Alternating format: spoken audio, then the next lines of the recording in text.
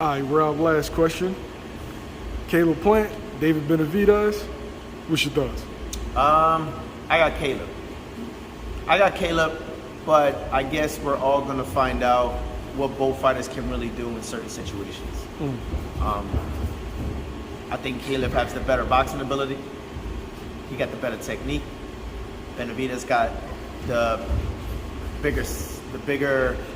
he's the bigger person. So, I don't think it's going to be easy, but I definitely think that Caleb is going to have the edge and he's going to pull it off. I don't think it's going to be a stoppage. I don't think anything like that. I just think that Caleb will go the distance and it's going to be pretty close. So I'm going to say 7-5 Caleb or 8-4 Caleb. All right, it seems like they have bad blood in this fight. Yeah, right? yeah. Who do you think that energy favors? Between the two? Yeah. It might be Benavidez. It might be Benavidez. So I'm not too sure. She having a good old time. So it might be Benavidez, man. Benavidez probably, he's the more arrogant one. He's the more aggressive one. Caleb Plant is more of a chill. You know what I mean? He's about his business, and that's it. So I don't know. I'm gonna say Benavidez is probably the aggressor at this point, where Caleb is just gonna show up, fight, and then call it a day. Okay. Now, everybody's looking at the Canelo fight, and okay, that's the reason why Benavidez is going to knock Caleb out. Can you play like triangle theories in a fight like this, being that Canelo's skill set is completely different than David's? Not necessarily, man, because it happens in boxing all the time. Just because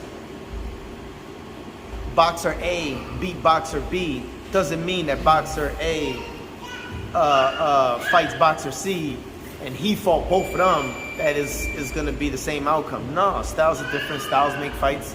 And I don't think that that's the case. So for Caleb to have that experience with Canelo, I think that was probably the greatest thing that ever happened to him. Kind of equivalent. And before the comments start the bullshit, hear what I'm saying. It's sort of equivalent to when Floyd fought Canelo. It was young in his career. He was the more successful fighter. Then you got guys like Caleb Plant fighting Canelo. Caleb was young, and it's easier to go from there. You know what I mean? Johnny, she gonna fall right off this ring. She gonna fall right off this ring. She trying to hang on the bed. Now, Benny, fast hands, big, strong. Can Caleb keep him off of him? Yeah, for 12 rounds. I mean, if he does the right things, then yeah. There's certain tools. This is where the chemistry comes in at. So you got Coach Larry Wade, and you got Breadman. Breadman has a very significant amount of conditioning when it comes to his fighters. He likes his shit his way. Larry trains his shit his way. Larry got success, Breadman got success. Breadman is one of the best coaches coming out of Philadelphia. Larry is one of the top strength and conditioning coaches in the game. But we're talking about name at this point.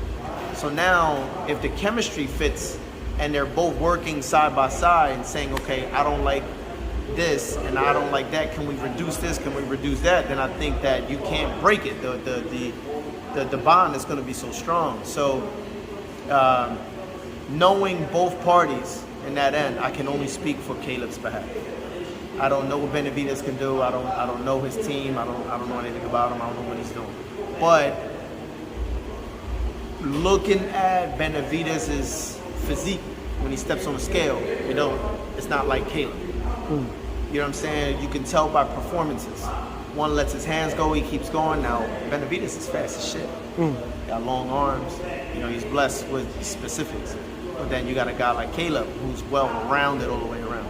So I think that Caleb can keep him off for 12 rounds, but I can see another person debating that only because of what happened with Canelo and Plant.